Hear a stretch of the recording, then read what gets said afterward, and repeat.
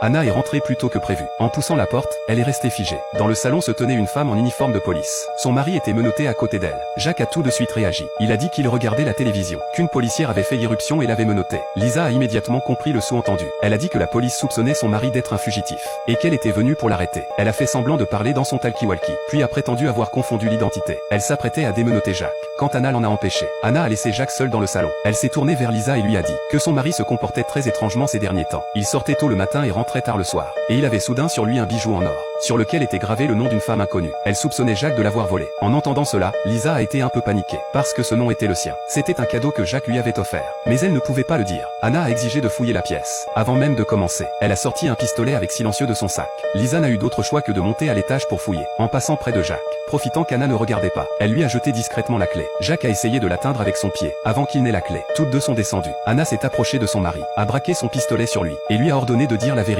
Elle soupçonnait qu'en volant le bijou, Jacques avait tué son propriétaire. Sous le regard terrifié de Lisa, Anna a sorti un autre pistolet à impulsion électrique, et l'a enfoncé dans le corps de Jacques.